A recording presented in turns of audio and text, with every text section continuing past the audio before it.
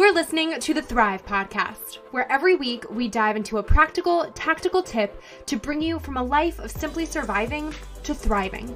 It's personal development for the everyday girl who is done with coasting through her days, done with feeling like she's missing out on the deeper meaning of her own life, and done with mediocrity once and for all. Because it's not enough to simply survive. You deserve to thrive. Welcome back to Thrive. Today we're going from surviving to thriving in love. Transformation coach and relationship mentor Illa Lynn is with us today to talk all about dating with authenticity, confidence, clarity, and self-acceptance. Whether you're single and ready to mingle, looking for Mr. Right, or already in a committed relationship and just looking to keep things healthy and fresh, Illa Lynn is here to help. We talk about overcoming past heartbreaks or even traumas to be able to trust and be vulnerable again, deepening your love and growing together instead of apart. And also, we go there with dating apps. Illa walks you through exactly what your bio should say, what photos to include, and a little formula for navigating the initial outreach through the first few dates so that it's a little bit less overwhelming. Also, Illa Lynn got engaged after 6 dates with her now husband of 16 years. So beyond some super solid, real, raw tips and advice, you'll also hear a super sweet success story. Stay tuned through this episode. Drop it 5 stars if you like what you're listening to. And now, welcome Illa Lynn. Hi there. How are you? Doing so good. So happy that you are here on the show. You are a transformation coach, a relationship mentor. You help people date with more authenticity and confidence and clarity and self-acceptance. So like, yes, yes, yes, and yes. But I know your own personal path had kind of a lot of pain along the way and feeling like you were barely surviving in love, so to speak, before coming to a place of thriving and helping other women do the same. So tell us about yourself and the journey that you were personally on before getting to where you are now and what you do. Goodness, where do I start? I think I did every single thing wrong when it comes to relationships. So it really began very early on. I was 18 when I began dating. I try not to date in high school because, school was kind of number one for me. And so I kind of went on a first date when I was 18. And it was great, but having to navigate the dating world, back then, of course, things were different. Now they're a lot more complex these days because we have a lot more exposure. And I used to really make myself into this person that everybody would like. I would literally conform to those that I went out with. Like whatever they liked, I liked as well, or I looked into liking. Like I started kind of adapting to what others wanted me to be so that I would feel as though I belong and that I wouldn't be casted out or judged or criticized. And so that's the journey where it kind of began for me, where I started kind of masking up, right? Like hiding my true self. At 18, you really don't know who you are, right? So you're kind of trying things on for the fit.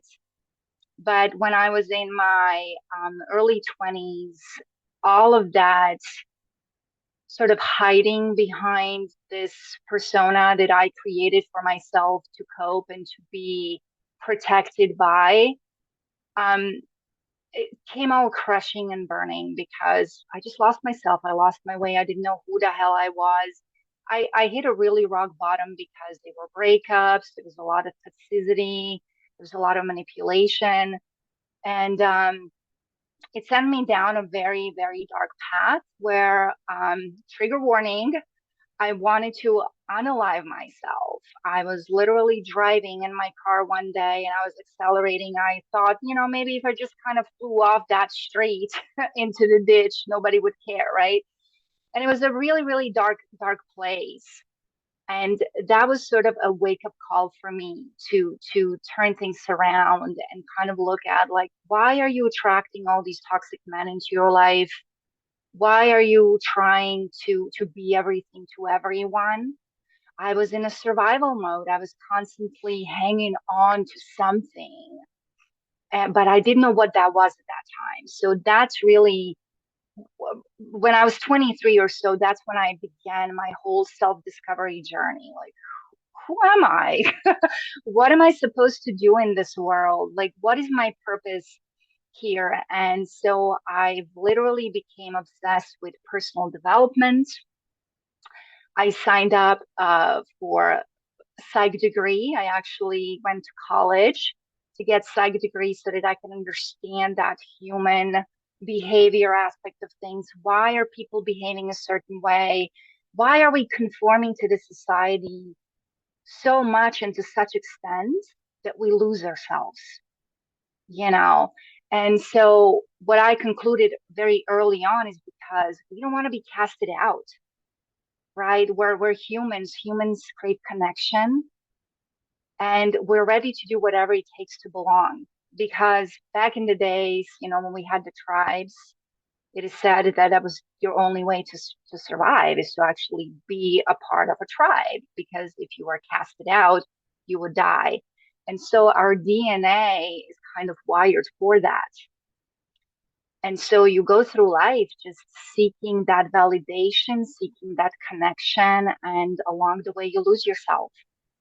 And so a lot of women that I work with right now have had sort of a similar path where they grew up thinking that they need to self-sacrifice in order to be loved, be wanted, be appreciated.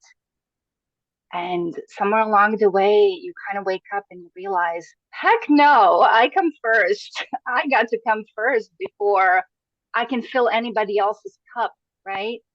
And so I ended up realizing that actually in my 30s, because I've devoted my life to a career that I was building. And at one point it came crushing down. But at this time, I was married, I had kids, I had mortgage, I had bills. Like, how do you change your life? How do you shift all this? How do you uncover your true self? And so it kind of went back to the basics, like, okay, what did I like? Like, what did I enjoy? What brought me joy? What did I like to do for me? And what is it that I want to be known for in this world? And so that's where the whole authenticity portion came into play. And I kind of slipped into the whole relationship aspect of things because, I've had a number of failed relationships and I've learned from them. But a lot of this toxicity really spilled over into the healthy love as well, where I've developed so many unhealthy coping mechanisms in these toxic relationships that hurt me in a healthy one. And so I had to unlearn all of that in order to be in a healthy relationship, because now I've been with my husband for 16 years. And there's still days where I discover some things that trigger me, but I'm much quicker to kind of nip them in the bud right now and reassess them. I think And something you said so, earlier hit the nail on the head too, in the sense of we can't pour from empty cups. And so many of us grew up thinking that complete self-sacrifice was like the ultimate symbol of nobility in a relationship, or that was love, was completely giving of yourself. And I feel like to a certain extent, it can be sometimes, but we can't pour from an empty cup. So if you're not actively taking steps to refill your own cup while you're pouring out to other people, I mean, you're gonna run dry at some point. This is just like how science works here. So I think that that's being able to develop that awareness and that introspection, so that while you are giving of yourself to other people in very noble and sacrificial ways, you are also intentionally refilling yourself and being very aware of where you're at. I mean, that's the key right there. Absolutely. What I've discovered is that we're giving to other people what we need the most. Mm, And from my perspective is I've given it to them because in a, for the lack of a better word, selfish way, it was fulfilling me, right? It was filling my cup. I got that kick of dopamine and serotonin of being of service.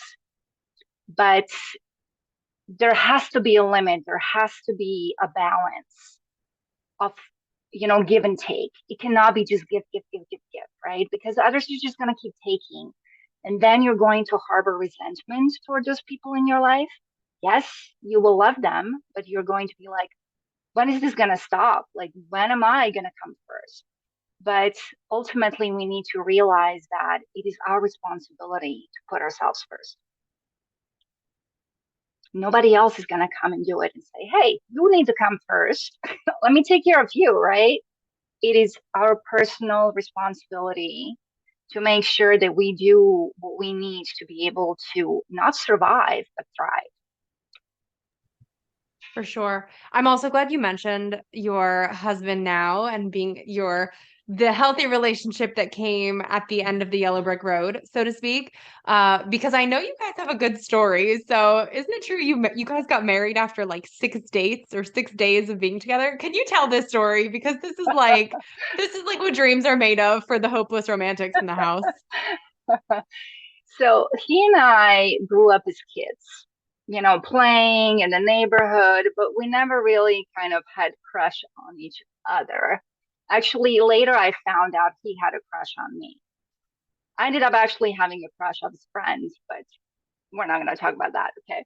So I moved away and I was away in another country. And then when I was 18, I returned. And for about 3 days, he asked me out and we went out and we dated. But at 18, I knew I was coming to the US. I was actually moving to the US with my parents. And we just did not see a way of us being together ever. So I literally hugged him and I said, have a nice life. And so I went on and I was living my life here in the US. And then when I was 26, I ended up going back home and I accidentally stumbled upon his store. I didn't even know that it was actually his store. It was the local store in the neighborhood. And I walked in and then I found out it was owned by him, but he wasn't there. So we constantly were missing each other while I was in the country. And literally 3 days before I would leave, we connected. So I didn't know if he was married or if he was, in a relationship or what happened to him really. So I kind of course, that little nerve in me was kind of asking around, like, what's going on? Like, is he married? Whatever. And so I heard that he was in a relationship.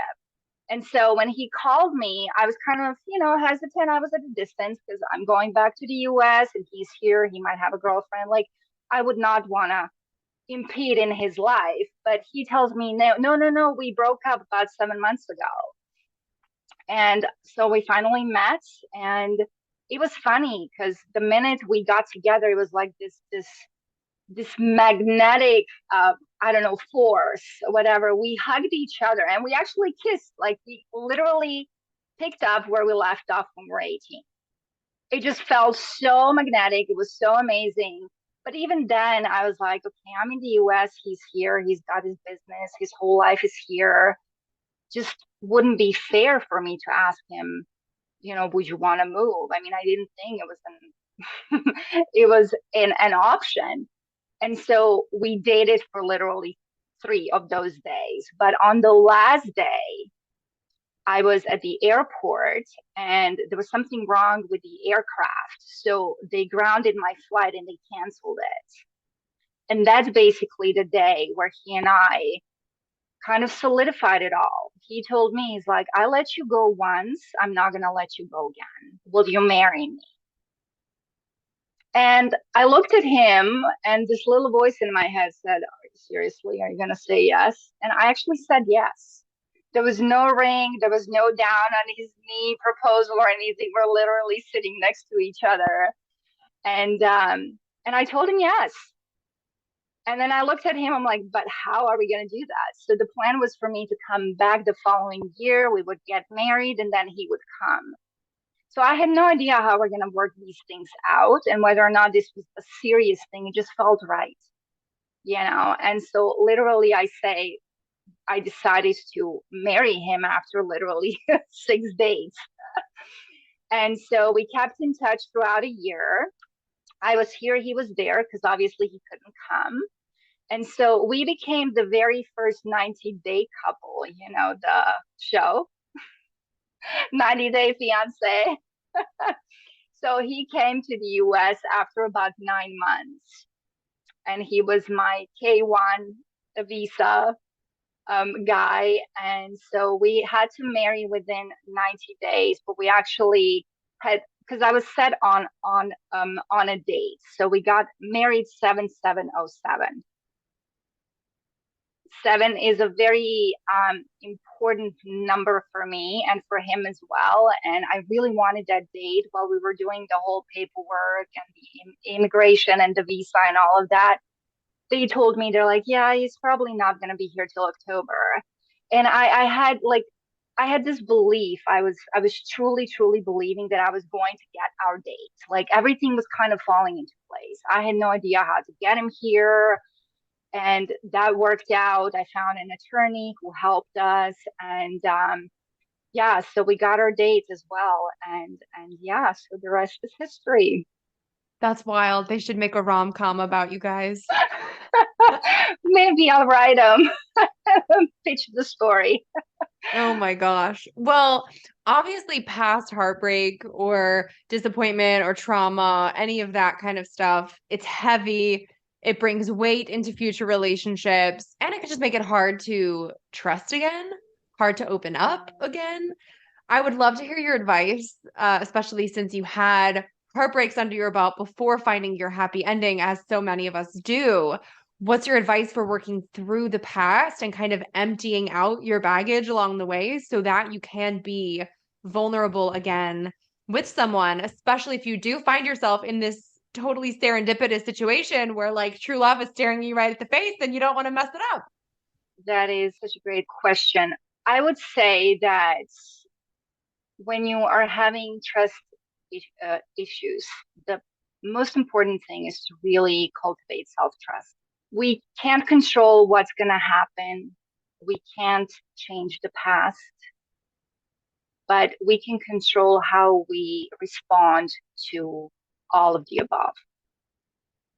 And so being someone who had a really low self-esteem, um, being an anxious lover, always looking for love in wrong places and just putting my heart, like wearing my heart on a sleeve, was really something that held me back a lot.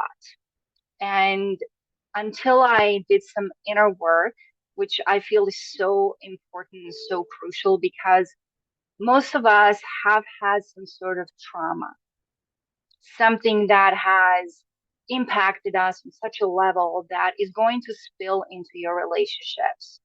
So whether it happened when you were a kid, a teen, or a young adult, um, all of that can really impact you. It can impact your level of self-trust, because when you don't trust yourself, you're not going to trust anybody else. And sometimes it can isolate you because you're trying to avoid the pain. So what I've learned is to really embrace everything with an open mind, sort of a bird's eye view, and look at your past as, okay, so those are the lessons that I had to learn to get me to the point where I need to take action that will be required to set the foundation for whatever is to come, whatever I can create.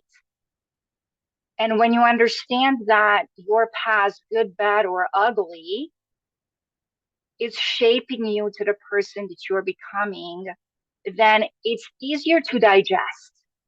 but you're still going to have to go through these uncomfortable emotions of having to recall what happened and unpack it so that you can fold it away and be okay with it, be at peace with it. I can say that why I said yes to him is because I have done, like a year prior, a lot of work on myself, because I've been hurt. I've been hurt and I had such a hard time trusting men. And I avoided dating for a whole year because I didn't want to get entangled, because I needed to find who the hell I was away from a relationship, right? Because a lot of times when you are codependent on your partner to make you happy, to make you feel worthy, to make you feel seen, you lose yourself. Or you abandon your friends and you're just, with your partner all the time. And you forget that as a couple, you should be a couple, but as a couple, you should also be separate entities. You should have your own life. Do not allow yourself to be absorbed in your relationship to the point where you just give up on yourself. And I did that a lot of times. I literally molded into my partner, into whatever it is that he needed to be. And at some point when I said, I'm sick and tired of that, like I want to go do things on my own, I was criticized, I was judged, I felt bad. But all of that was manipulation. And you can't see that you're being manipulated until you're out of that space, right? Because your reality is so distorted that you don't know what else to believe. You love this person, you care about them, but you know that they're not healthy for you. And sometimes you feel stuck. Like, should I leave? Should I not leave? I care about them, but should I leave? You know? And if you're ever at that crossroad in your life, I think it's important to assess, is this person helping me become a better version of me? Or are they holding me back? Because you can choose to leave and love them at a distance, because they're the anchor that is holding you back from achieving whatever it is that you're trying to achieve. And when I realized that, that's when I was able to move onward. That's when I was able to let go of the past. That's when I was able to be at the place I called neutrality, where I could decide, okay, which direction am I going to go to? Do I choose to be by myself? And am I going to be happy and content by myself? Or will I go into the next relationship? However, I have learned from this one what not to do in this one. And so when my husband asked me to marry him, I already trusted in myself that I would be okay regardless. Whether this was something like, oh, it was spontaneity, maybe he was just caught up in the moment and he asked me that. But then I came to the US and I didn't have the money or anything to apply for the attorneys or the visa. I didn't even know what the process was.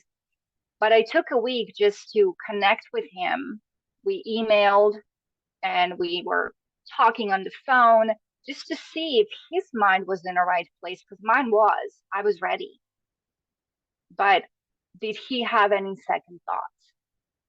Because if I'm going to put the work in, then I need to know that he's on the same wavelength. And so he told me, he's like, you do whatever you need to do there, and I will take care of everything that I need to do over there.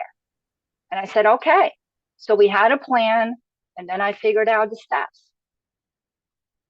Did I know if I brought him here that we're going to work out? No, there's no guarantees in life. You've heard stories where someone comes, they get a green card, and they leave, right? They go off.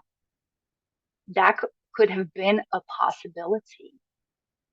But because I trusted in myself that I was going to be okay regardless of what, there's not going to be any hard feelings, and that I trusted that we could make it work, we went through the process. He got here, he held up his end of what he said. So I saw that he was trustworthy, that I could count on him. And those are the things, but we didn't really know each other. I mean, we literally knew each other for 6 days, right? So we have gotten to learn a lot about each other through the 16 years that we have been with. And so we've been thriving together. We have had ups and downs. When he got here in this country, he couldn't work. We didn't have any government assistance because I had to sign all of those rights over that I was going to feed us and all of that. On my teeny tiny salary, we made it happen. We made it happen. And our first place, he still didn't work. So I asked him, I'm like, do you want to move? Do you want to get our place, away from my roommates? And he goes, well, I'd love to, but I don't know how. Well, I found a way because I trusted that he's eventually going to get a job. And, so again, it's really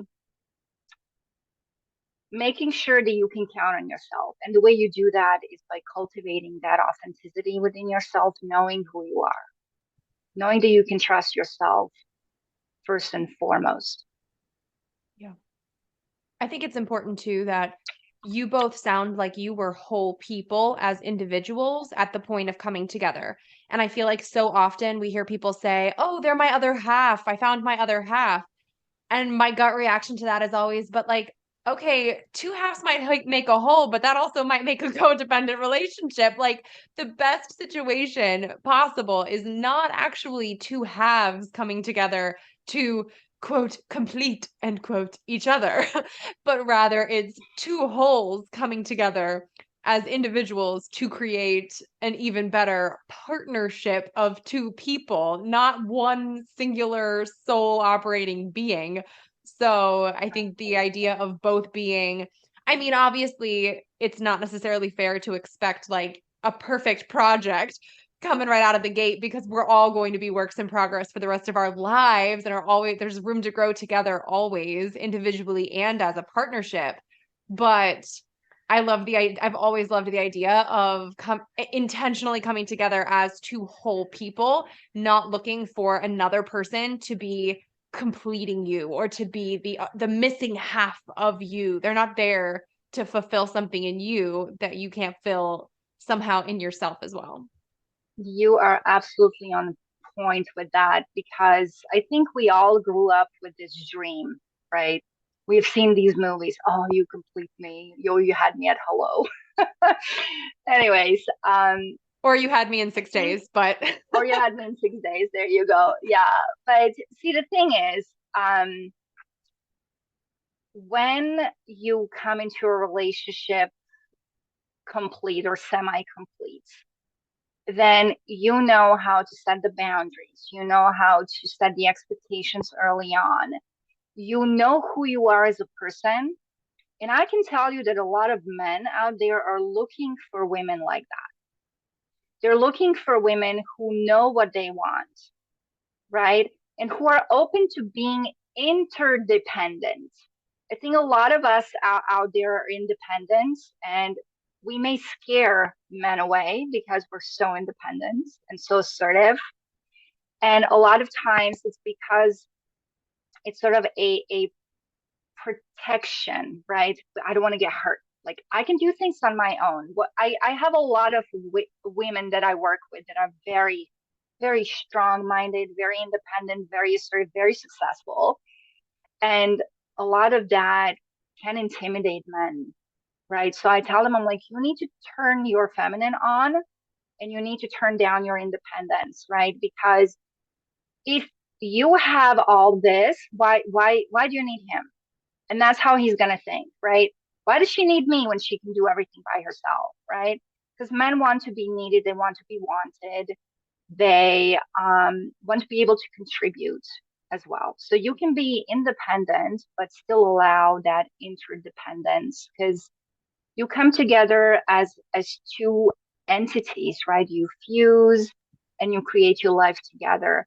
There's some things that I can do on my own, but I ask my husband to do it because it makes him feel elevated. It makes him feel that he can provide for me. I mean, I can assemble a desk or a shelf or right.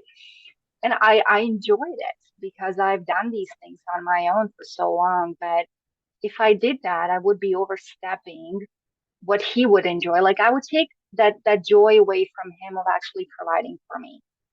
And I think a lot of times we tend to say, okay, I'm just going to do it all on my own. I don't need any man, right? But in reality, it's nice to have a man. So you want to have a man who highlights your life, who adds value to your life in some way. But in order to do that, you need to allow space for it. And so I worked on creating that space because initially, like our first year, we had a lot of clashing. We had a lot of clashing because I've been on my own for so long that, I got used to just doing things on my own. And so I had to literally look at it and step back. And there were things that he called me on that I got triggered by, that I had to step back and just take a breath and just say, okay, I see your point of view. Because we all look at life from the me perspective. And when you're a couple, you got to look at the bird's eye view, right? Yeah. Like stay objective, not subjective. And so he's this masculine. He took care of his family and now he wants to take care of his family, right? Of me, because I'm his family now. And then when the kids came, that was a whole another thing because you go through these phases where you get to know each other. So I say that we're still getting to know each other. I mean, 16 years later, yes, I know things about him. He knows things about me. But as I evolve personally through my personal growth, I change. So he gets to know the new me. And he has said a couple of times actually, he's like, oh, I see, like this is what you change. And I've seen this change in you. And so allow me to adjust myself to that as well, because I've seen him kind of go and change and shift his perspective as I shifted mine. So yes, you can come into a relationship complete, but then you enhance each other in the best way possible. Yeah. And sometimes you might have someone by your side that doesn't want to grow. And like I said, that person is holding you back, and you have to weigh things out. Do I stay? Can I grow? Can I advance? Can I achieve the things that I want to achieve? Or am I being held back? And that's when you decide what you need to do. And I think so much of it too is having that commitment and that dedication to growing together. Because so often when I hear people say, like, oh, we just grew apart, whatever, it's like you have to go into any sort of relationship understanding that change is a part of it because change is an inevitable part of life. So, like, along the way, you got to expect that something's going to be thrown your way that you didn't actually expect. Like, someone might lose a job, or there could be some other financial hardship. I don't know, a global pandemic. Like, things happen and you're going to have some sort of reaction to that. So I think it's only fair to expect change and kind of go into it with a mutual understanding and a mutual commitment that you will do whatever it takes to grow together, even as you each are growing individually and independently in your own directions, that you'll still make that effort to kind of have your lives still intersecting and having that growth as a couple and as a partner be even as you are going on your individual growth journeys as well. Absolutely. It is imperative to understand that this is a teamwork, right? It's not you against me, it's us against the world. And when you go into a relationship with that aspect, then even these little rifts that you may have, these little fights that you may have, misunderstanding, these nuances, right, that can shift things around, is are not going to shake you up, right? You're going to stand a firm ground because you know that you're in it to win it and you're in it to make it work, because we're under construction. It's a continuous thing, personally and as a team, as a couple. And, When you are newlywed, your phase is different. When the kid comes along or kids come along, that's a whole another world.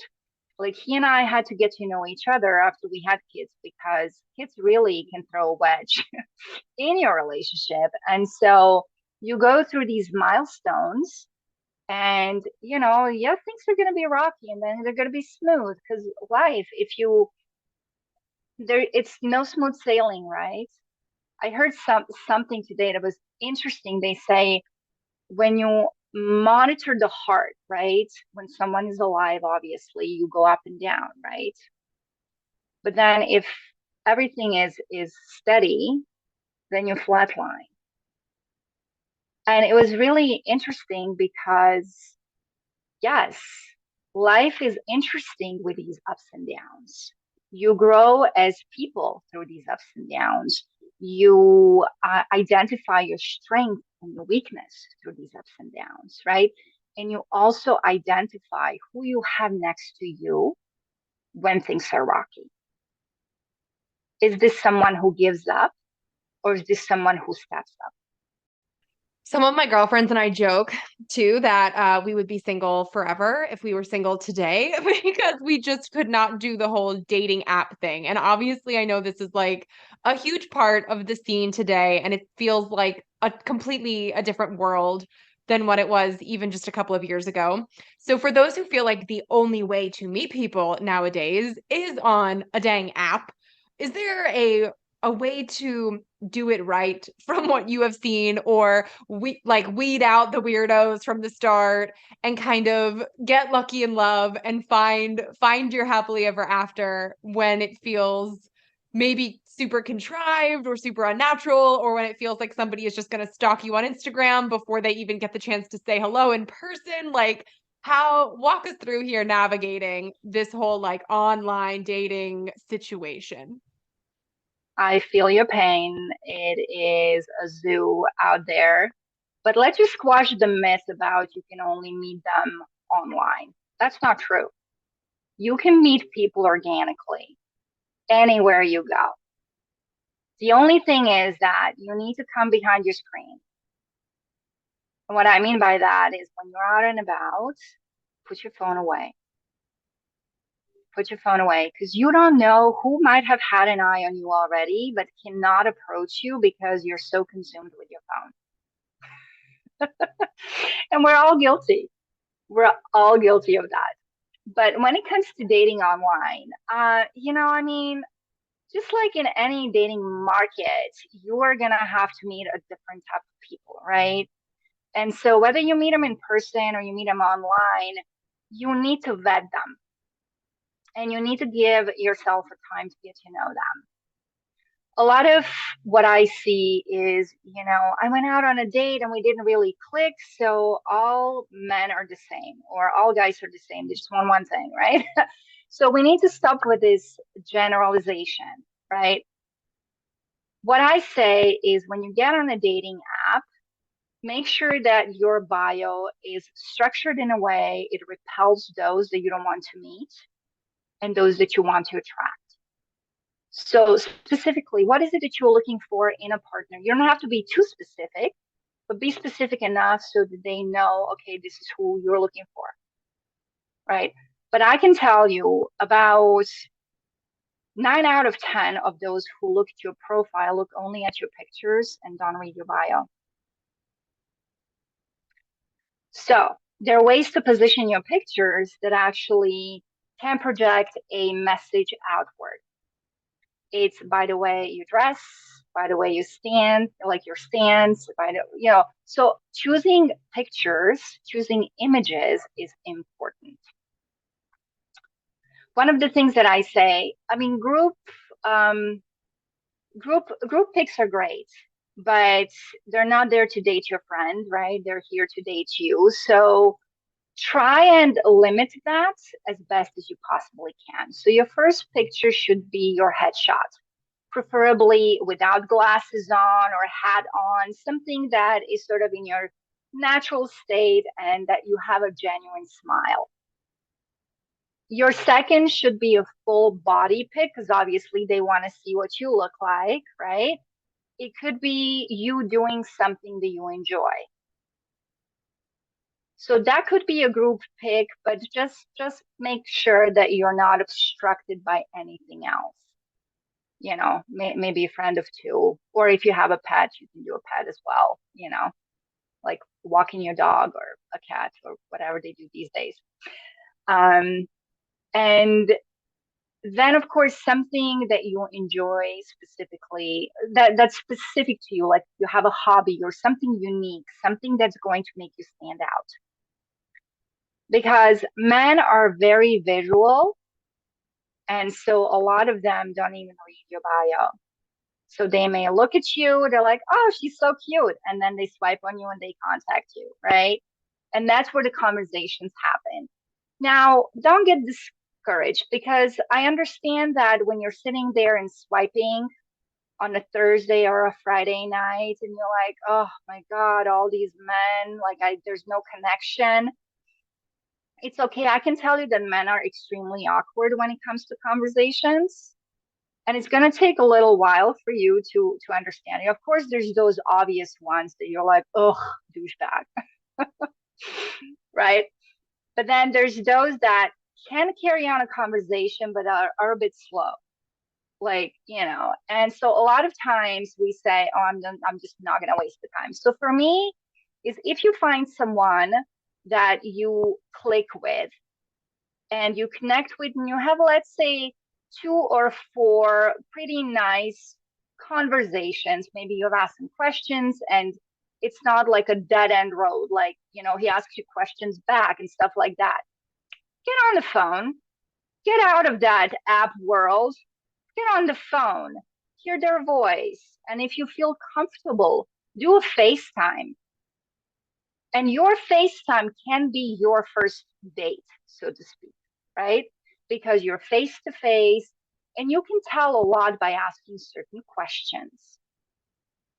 You want to ask open-ended questions so that you can learn more about, not like a yes and no questions, right? Because you want to stimulate the conversation.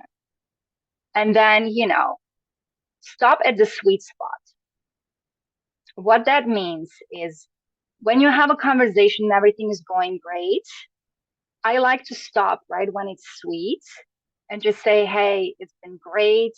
Let's continue this later, whatever, right? And that's the time where he would invite you to an actual date. And then that's where the work starts, really. Then you go out on a date and you assess, okay, do something fun, something where you're in your element. I say, yeah, you can have a coffee, but coffee is so like, okay, you're going to sit across from each other. You're going to interrogate each other the whole, no, don't. Grab a coffee, grab a chai tea or whatever, and go into the nature. If you enjoy galleries or events or something, walk around, talk, be in your natural state. Don't be stiff. Don't think you're having an interview. Just get a feel for someone. My suggestion is not to kiss on the first date. If you like him, maybe give him a kiss on a cheek. And just let him know, I had a great time and I look forward to seeing you again, right? And that's his cue to invite you again. So you're leading the conversations. He needs to understand that,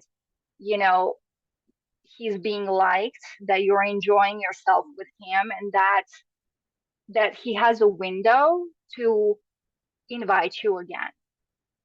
And if you don't like it, if your date is not going as you intended to, it's okay to cut it short. I cannot tell you how many dates before I learned all this I have been just muddling through, like, oh my gosh, because I felt so bad to just leave up and go. Right now, like the new me would be, it's been great meeting you. This is really not what I'm looking for. I don't feel the connection here. Thanks for your time. Have a nice day. And I would leave. Like, I would not go through the whole 45 minutes of him talking about himself. Right? So be mindful with your time, know what you want, and allow some time to get to know someone. Even if you don't have that innate chemistry, that innate connection, like the one I had with my husband, but some of my clients say they're like, I'm just not feeling it. Well, sometimes you can't feel it because he's so awkward. And so you're picking up on his energy. Give him a chance. I say give him a date or two to really get to know him. Because first dates are always awkward.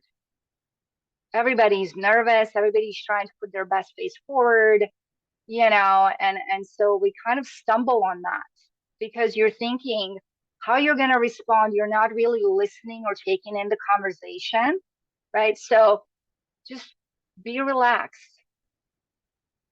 be in your element, and ask questions that you want to ask. What's important to you? So you can ask specific questions to see whether they have growth mindset. Is this someone that you can mesh well with eventually? Those types of things. A lot of us seem to be in a rush.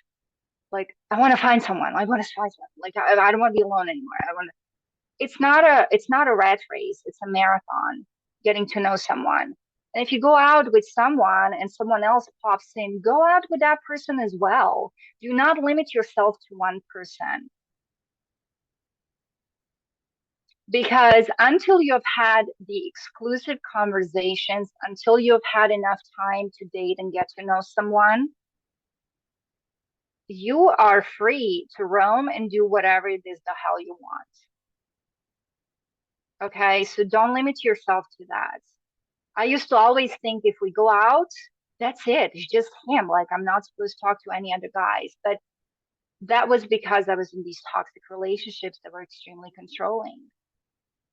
But you're in control here. It's not them, it's you. You control your time, you control your space, you control the cadence of your date, all of that. I think that's all such good advice. And I think it's also just important as a whole to go into situations honestly, transparently, and letting people know up front what you're looking for, being honest with yourself about what you're looking for.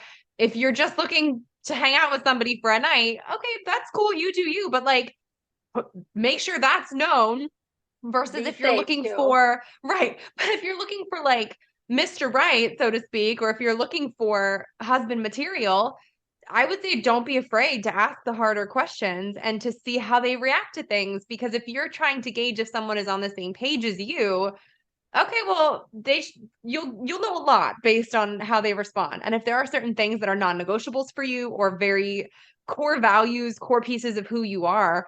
I mean, my husband and I had a huge debate on something that was important to me on our second date. And I mean, he passed the test, we got married, but it was like one of those things where I was at a point where I was like, you know what? I'm not here to mess around. I know what I want, and this is important to me.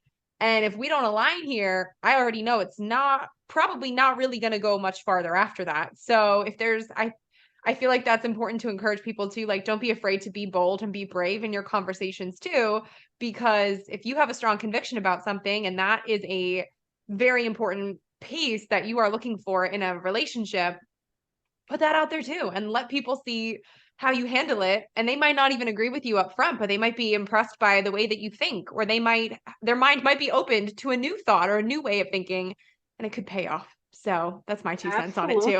Absolutely. Absolutely. Yeah. Absolutely. Well, Ila, It's, thank you. you got to be authentic. You have to be authentic because For then sure. you're going to attract, yeah, then you're going to attract the right people into your life, Yes, right? The authentics as well.